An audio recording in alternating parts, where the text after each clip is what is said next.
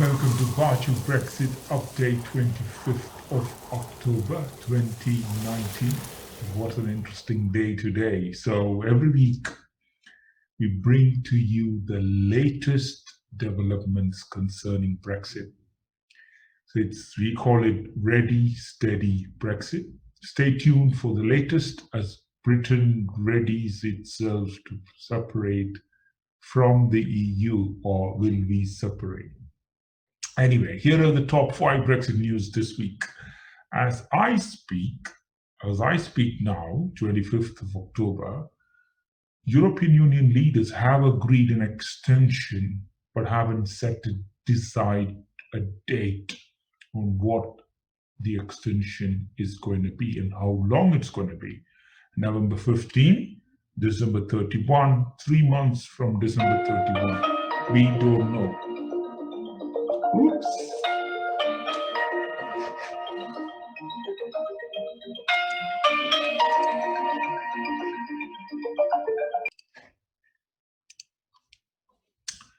Welcome to Baachu Brexit Updates 25th of October. So we call it Ready, Steady Brexit. So every week we bring you the latest developments concerning Brexit.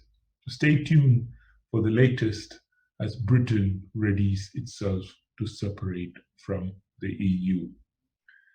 This week is the D week for us. As you know, we are just few days away from 31st of October.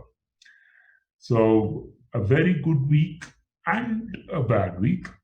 But the good news is today the European Union leaders have provisionally agreed but haven't set a date for an extension for UK to come out of European Union.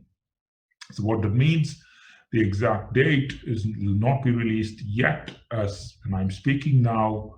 It could be November 15, it could be December 31, or it could be a 3-month extension starting October the 31st. So, but the French President Emmanuel Macron has opposed any further delays, stating that the European Union has been focusing on Brexit far more than 3 years now and should now shift attention on internal matters instead. Fair point. PM Johnson, as you know, he had a success and a slight glitch in the parliament, agreed to grant more time on the MPs for studying his Brexit deal, but on the condition of holding a general election on the 12th of December. As per his letter sent to the opposition party leader Jeremy Corbyn, Mr. Johnson stated that the parliament can be dissolved on 6th of November if there is support for his requested election plan in December. PM Boris Johnson stressed that the only way to break the Brexit deadlock is through a general election, and that he will ask the parliament to pass a motion calling for an early election.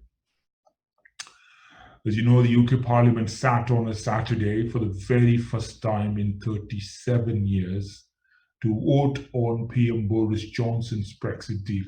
However, the planned vote was averted when the MPs decided to adopt an amendment which required the PM to ask for a third extension to the UK's withdrawal from the bloc. This happened mid this week. Mr. Johnson has been forced to write the EU asking for another extension, although he also said that the delay would be a mistake. British Finance Minister, or Chancellor as we call him, Sajid Javid, has decided to postpone his first budget statement, which was due to be released on 6th of November post-Brexit, given that an extension is most likely an outcome now. As you know, the wrap-up from the politics is European Union has agreed an extension, but the date has not been confirmed because they want the UK Parliament come together and tell them, hey guys, what's your plan, before we actually give you an extension. Yeah, that's it. So that's what European Council President Donald Tusk suggested, that all EU member states should approve, which they already did, a delay in Britain's departure date after PM Johnson decides to put a Brexit deal on hold. That's it. And the businesses, how are they responding? The new report from the Confederation of British Industry, the CBI, suggests that 80% of companies in the UK's creative industry are worried about the impact Brexit will have on their reputation.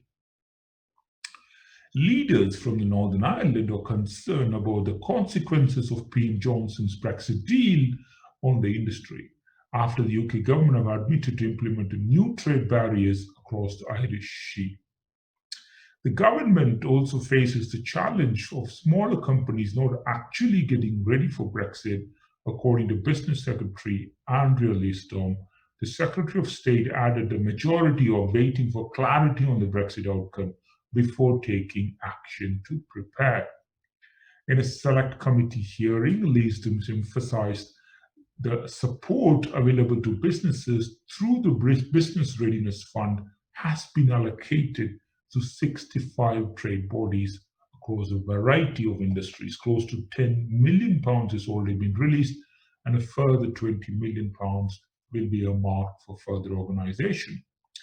Deloitte did a CFO survey, which they normally do every quarter, shows that the Brexit remains a top concern for CFOs, and over 75% continue to expect a deterioration in the overall business environment. The importing post-Brexit, as you know, the government has automatically enrolled 95,000 firms onto its transitional simplified procedures, the TSP scheme.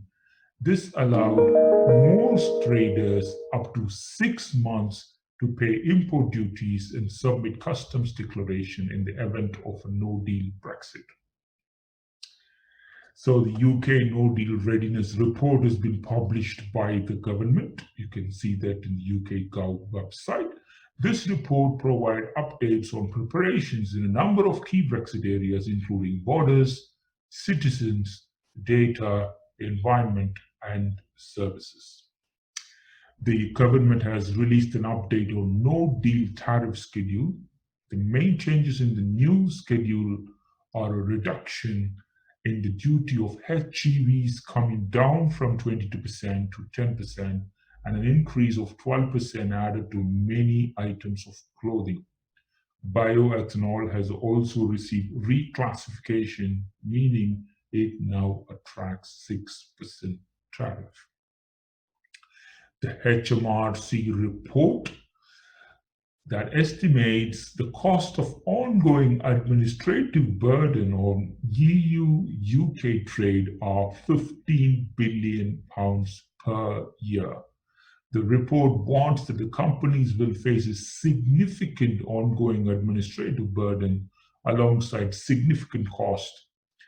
This report also outlines the temporary easements that HMRC has put in place to simplify the declaration procedures. The IFS has issued a report, as I mentioned last week. The report warns that a no-deal Brexit could see the government debt hit 90% of national income, its highest level since mid-1960s. What it means is UK will be borrowing £100 billion in a no-deal scenario. So that's it, what I want to say for this week. For the most relevant Brexit updates concerning business, economics, politics, stay tuned to Baachu